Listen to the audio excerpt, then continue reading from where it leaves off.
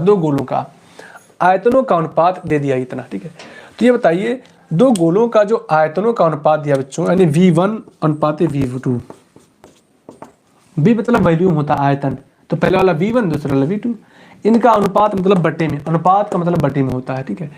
तो आयतन कितना होता है जानते हैं, 4/3 होता है, पाई R क्यूब मतलब R1 क्यूब पहला वाला हो गया, दूसरा वाला 4/3 पाई R2 कर दो, क्यूब कर दो, बस केवल R1 R2 बदला गया, बाकी सब फार्मूला वही है, ठीक है।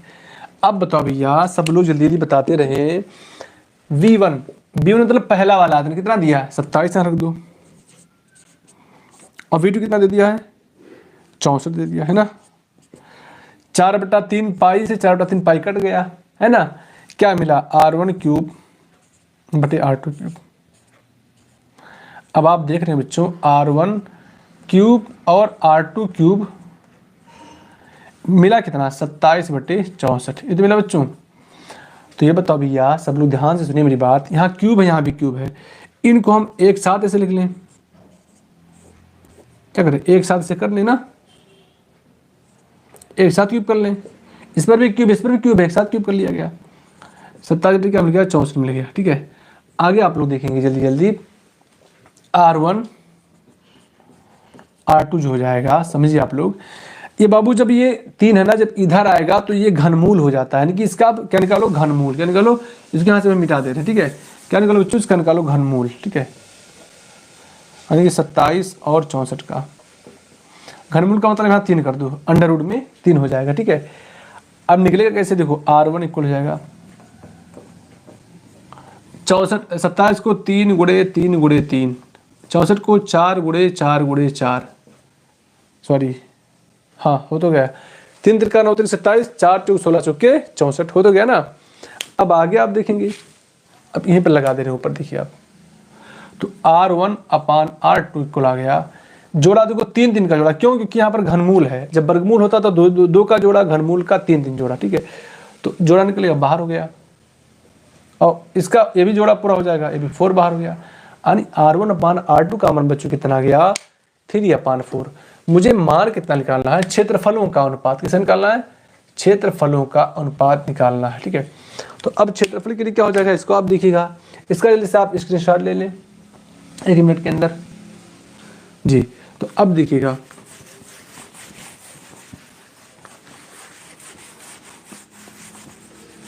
देखो ये है ना, अब हमको किसका, पृष्ठीय क्षेत्रफल का अनुपात निकालना है, इसका पृष्ठीय क्षेत्रफल, पृष्ठीय क्षेत्रफल का अनुपात। तो पहले वाले क्या हो जाएगा जानते हैं, 4 पाई R1 स्क्वायर, इसका हो जाएगा 4 पाई R2 स्क्वायर, ये तो क्या बच्चों, 4 पाई R1 स्क्वायर 4 पाई R2 स्क्वायर। अच्छा अभी देखना, मैं एक ट्रिक बताऊंगा आपको, बिना साल्व के आप, अगर मान लो विकल्प में आ जाता है ना, तो बिना साल्व के आप लगा लेना, ठीक है, ऐसे ट्रिक से बिना लगाए, ठीक है। जो ट्रिक बताने वाला हूँ भी देखना आप, पहले इसको सॉल्व करा दें। तो ये 4 पाई से 4 पाई कट गया, मिला क्या, R1/R2 स्क्वायर, इस पर भी स्क्वायर, इस पर एक साथ ऐसे स्क्वायर कर लो, ठीक है बच्चों, एक साथ स्क्वायर कर लिया गया। अब आप देखो R1/R2 कितना दे दिया, 3/4, तो 3/4 यहाँ पर रख दो, ऐसे स्क्वायर स्क्वायर कर दो, फिर यहाँ पर क्या हो जाएगा बच्चों, ध्यान दीजिएगा, 3 का वर्ग कितना हो जाएगा, 3 त्रिका 9 हो गया, और 4 चौक 16, यानी बच्चों आ गया 9:16। कौन सा विकल्प सही है, ये देखो, अगर कहीं 16:9 कर दोगे तो गलत हो जाएगा, ठीक है। कहीं भूल करके जल्दबाजी में 16:9 कर दिए, गलत, पहले 9 है तब 16 है, 9:16 हो गया बच्चों, ठीक है।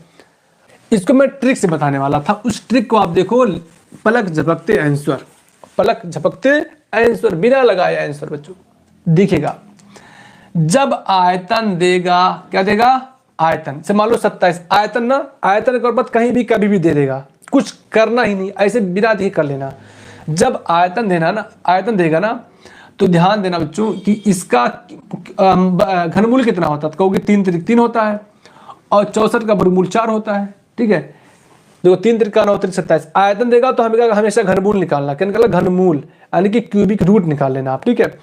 तो 3 त्रिका 9 त्रिक 27 हो गया, 64 का 4 चौक 16 चौके 64 4 हो गया।